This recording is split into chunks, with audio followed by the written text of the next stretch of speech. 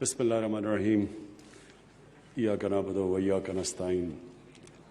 جناب اسد کیسر صاحب، اسپیکر پاکستان نیشنل اسمبلی، میں آپ کو سب سے پہلے تو خراج تحسین پیش کرتا ہوں کہ یہ جو آپ نے آرگنائز کیا ای سی او کے اسپیکرز کو اور پارلیمنٹیرینز کو جو آج آپ نے دعوت دیا، میں آپ کو مبارک دیتا ہوں. اور موزز اسپیکرز جو 10 ای سی او کے ملک سے ہیں، کئی زوم کے اوپر ہیں 2 اور باقی جو یہاں ہیں، میں آپ کو اور جو آپ کے ساتھ پارلیمنٹیرینز آئے ہیں، میں آپ سب کو پاکستان میں آنے کا خوش آمدید کہتا ہوں.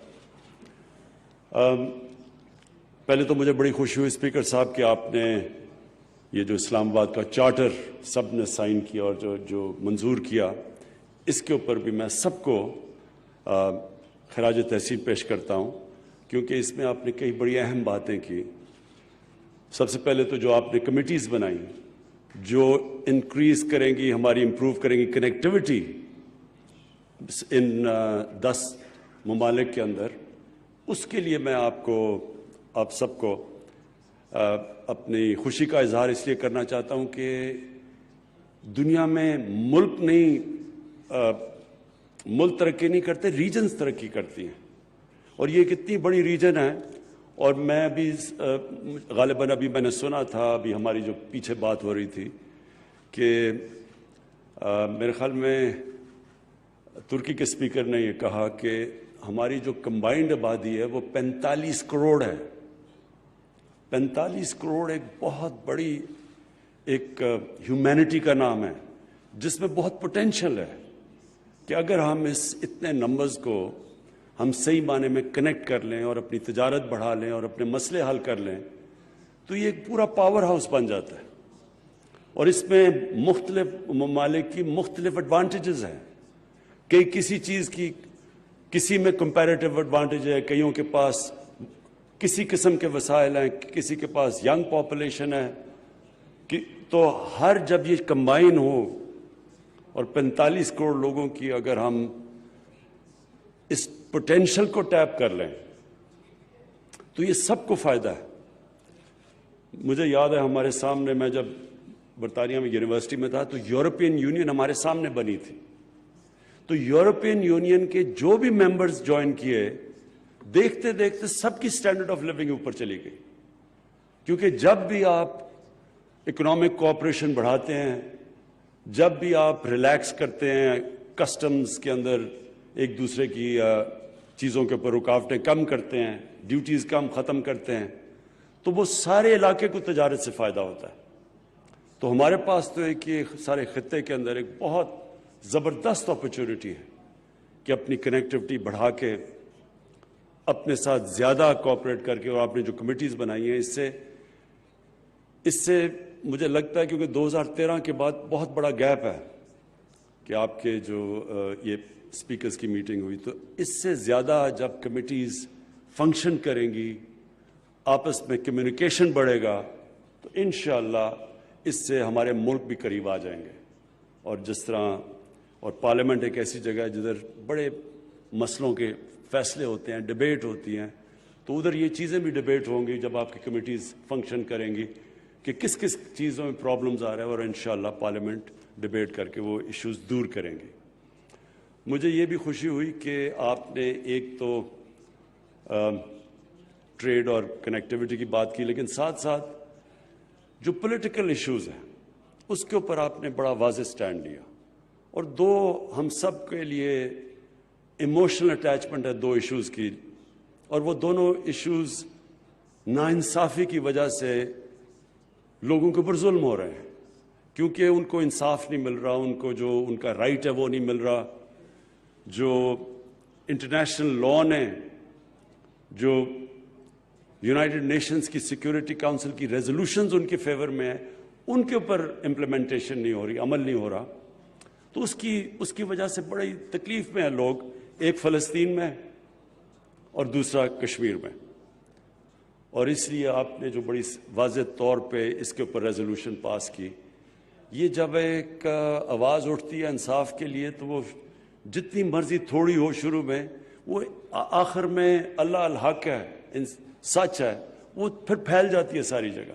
تو یہ بڑا اچھا سٹیپ ہے کہ آپ نے اس کے اوپر واضح طور پہ اپنے ویوز دیے کہ دونوں ریجنز کے اندر دونوں لوگوں کے اوپر ناانصافی ہو رہی ہے.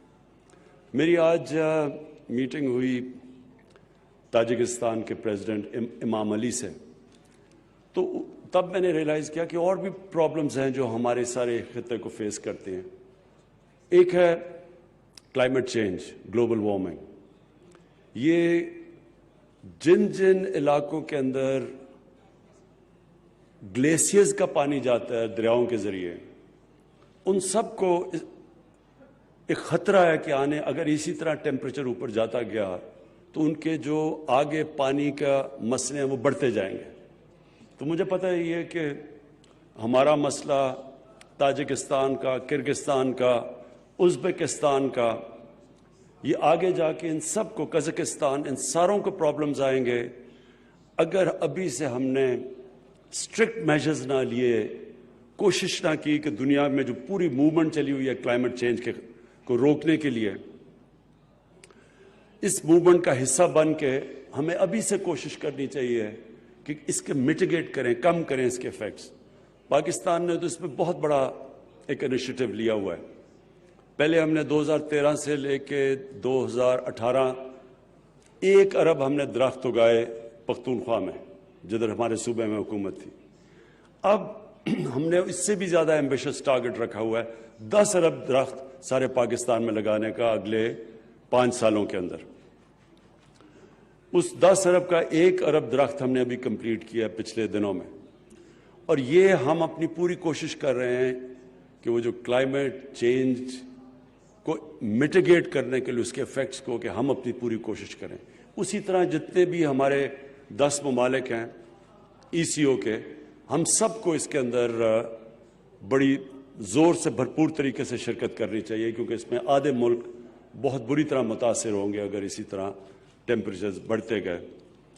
دوسری چیز، ایک آج ہم نے جب گفتگو کی تو تاجکستان اور پاکستان نے یہ طے کیا کہ ہمیں پوری کوشش کرنی چاہیے کہ جب یونائٹڈ اسٹیٹس کی فورس وڈرا کریں افغانستان سے تو ہم پوری طرح اپنی کوشش کریں ایک پیسفل ٹرانزیشن کی، ایک پولیٹیکل سیٹلمنٹ کے لیے، کیونکہ یہ ہم سارے خطوں کو فرق پڑے گا اگر افغانستان میں وہ پیسفل سیٹلمنٹ نہ ہوئی اور انتشار ہوا. ہم سب افیکٹ ہوتے ہیں، کیونکہ جو اگلا دور ہے جس طرح میں نے کہا وہ ہے سارے ریجن کا ڈیولپ ہونے کا، اس کی کنیکٹیوٹی کا. اور اگر افغانستان میں حالات ٹھیک نہیں تو ہم سب متاثر ہوں گے اس سے. تو ہم سارے جو ECO کے ممالک ہیں، ہمیں سب پوری کوشش کرنی چاہیے، اپنی طرف سے زور لگانا چاہیے کہ یہ جو ٹرانزیشن ہے، یہ جو امریکن فورسز اور نیٹو افغانستان سے جا رہی ہیں، یہ ٹرانزیشن پیسفل ہو، پرامن ہو، وہ نہ ہو جو 1989 میں ہوا جب کہ سوویت یونین افغانستان سے نکلی تو جو کیوس ہے وہ ہم سب جانتے ہیں. میں آخر میں سب کو پھر سے ویلکم کرتا ہوں پاکستان. میں سارے اسپیکرز کو خراج تحسین پیش کرتا ہوں کہ جس طرح آپ نے بیٹھ کے ساری ایشوز ڈسکس کر کے جوائنٹ ڈکلریشن نکالی ہے جو چارٹر آف اسلام آباد ہے. اور میں یہ امید رکھتا ہوں کہ یہ انٹریکشن ہمارے بڑھتے جائیں گے آپس میں، پارلیمنٹ سے شروع ہو کے پارلیمنٹیرین سے، اور پھر ہر شعبے میں منسٹریز میں کوآپریشن ہوگی، ٹریڈ کی، کنیکٹیوٹی کی، کلچرل کانٹیکٹس کی، تعلیم کے اندر ایکسچینجز کی، اور انشاءاللہ یہ سارا خطہ اس سے سارا بینیفٹ کرے گا. بہت بہت شکریہ.